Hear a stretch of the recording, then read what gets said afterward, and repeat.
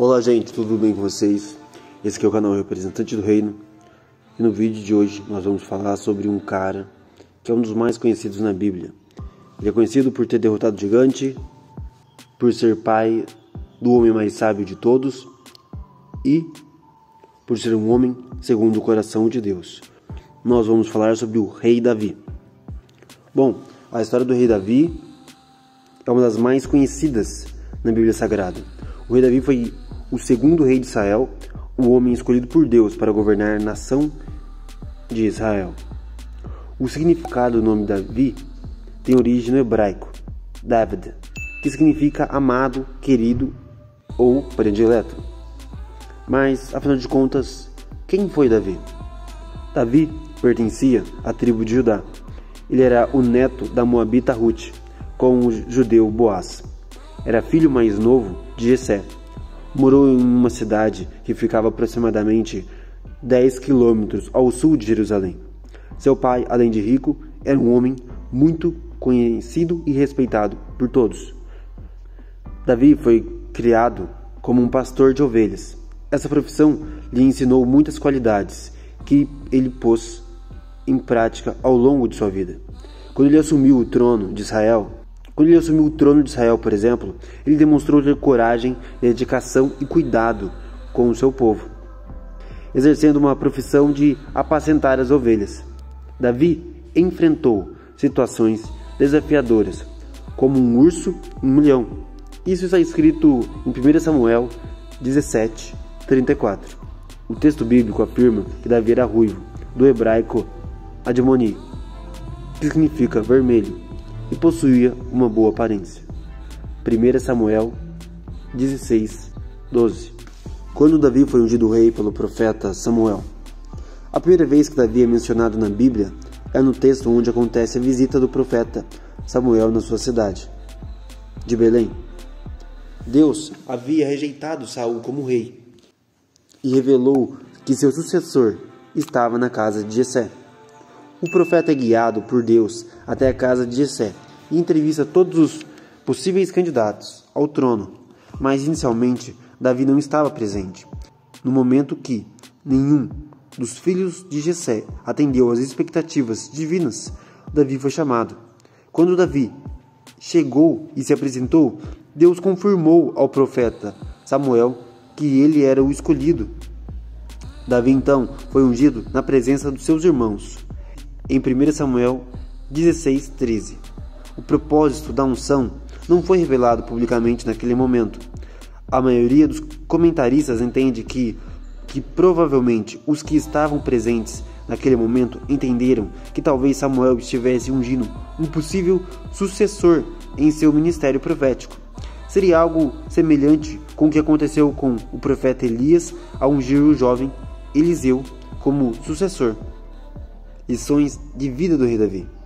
Nunca julgueis pela aparência. Hoje em dia nós vivemos em tempos conturbados e as pessoas distorcem um pouco a palavra de Deus. Hoje em dia as pessoas falam, não podemos julgar, só quem julga é Deus, Mas a Bíblia ensina a não julgar pela aparência, e sim julgar o que é certo do que é errado. Olha o que está escrito em João 7:24. Não julguem apenas pela aparência, mas façam julgamentos justos. E 1 João 4:1 está escrito: Amados, não creem em qualquer espírito, mas examinem os espíritos para ver se eles procedem de Deus, porque muitos falsos profetas têm saído pelo mundo. Essa é uma lição. Samuel estava ali e julgou pela aparência, mas só Deus viu o coração. Quando Samuel foi na casa de Jessé ungir um dos seus filhos como futuro rei de Israel, um a um foram apresentados a Samuel, todos os filhos mais velhos de Davi, mas nenhum era aquele, o pequeno Davi. Lá fora, cuidando das ovelhas, não estava presente, mas Deus disse ao profeta: não olhe a sua aparência, nem sua altura. O Eterno vê dentro do coração.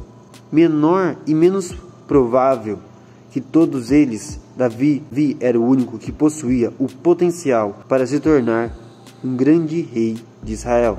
Segunda lição: não se preocupem com o que os outros podem pensar. Quando Davi levou a arca sagrada a Jerusalém, ele dançou com toda a sua força e entusiasmo perante o Eterno. A rainha Mical, filha do rei Saul, achou desagradável para um rei mostrar tamanha emoção em público. Quando ela o criticou por permitir que até pessoas simples o vissem naquele estado, Davi explicou suas ações dizendo que Deus o tinha escolhido para se tornar rei sobre Israel, mesmo se ele fosse diminuir a si próprio. Disse ele, estava confiante de que quem assistia iria honrá-lo. E fica evidente que quando deixamos de lado a nossa preocupação com a opinião pública para servir a Deus na maneira que sabemos ser correta, as pessoas nos respeitam pela nossa força de convicção. A terceira lição é: aceite correção.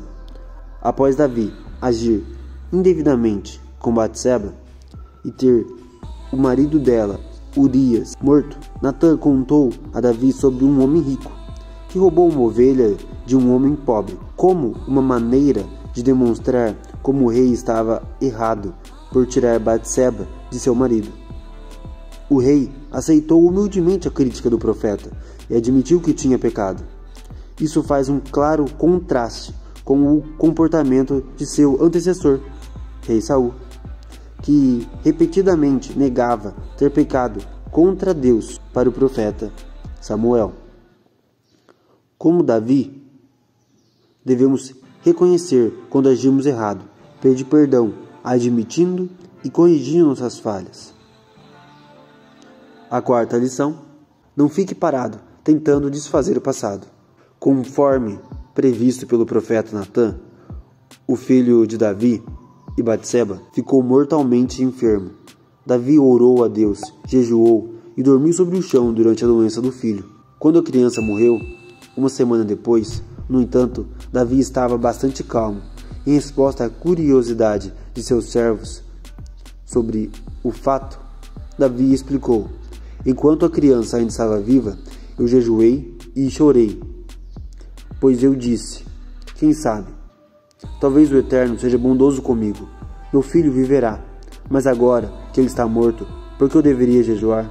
Posso trazê-lo de volta novamente? Davi sabia que seu filho tinha ido embora para sempre e escolheu se concentrar em consolar sua esposa.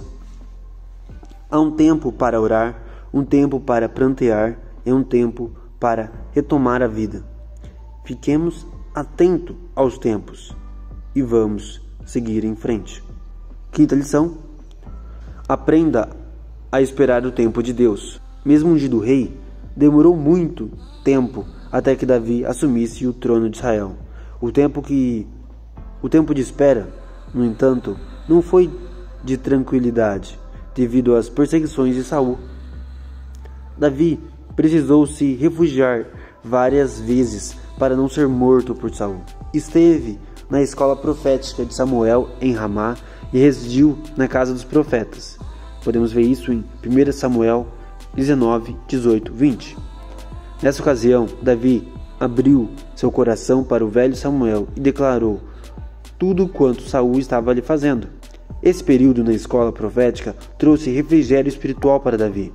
Durante aqueles tempos de angústia, Davi também encontrou refúgio na casa do sacerdote Aimeleque. Ainda que a família desse sacerdote tenha sido praticamente eliminada por causa dessa ajuda.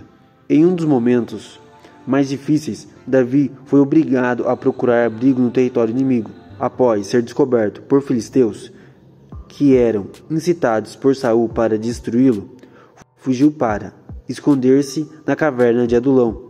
Naquele local, ele recebeu o conforto de sua família e pôde revigorar-se para seguir adiante. Mesmo assim, a situação de Davi, diante de todas as perseguições e dificuldades, poderia levá-lo a desacreditar nas promessas de Deus. Ao invés do trono prometido, Davi somente via lutas, perseguições e dificuldades. Como José na prisão egípcia, Davi não se deixou controlar pelas circunstâncias proféticas. Preferiu confiar na palavra de Deus e esperar com paciência pelo Senhor. Isso porque tinha consciência de que Deus tinha um plano em sua vida e que ele, ao seu tempo, haveria de se cumprir. Se você está gostando dessas lições, deixe um like e compartilhe com alguém que você sabe que precisa aprender essas coisas. E agora vamos para a última lição. O sexto ponto é: use sabiamente os recursos que você tem. Quando o rei Saul é convencido da capacidade de luta de Davi contra o gigante, ele prontamente oferece para Davi seus equipamentos de batalha. Davi até experimenta, porém percebe que não são adequados para ele. Da mesma maneira, Deus deu para você talentos, aptidão e habilidades que são adequados para você. Não tente usar uma espada se você está habituado a usar uma funda. Faça o seu melhor, mas com aquilo que você tem. Obrigado por ter chegado aqui. Deixe seu like, se inscreva no canal, Deus abençoe e até a próxima.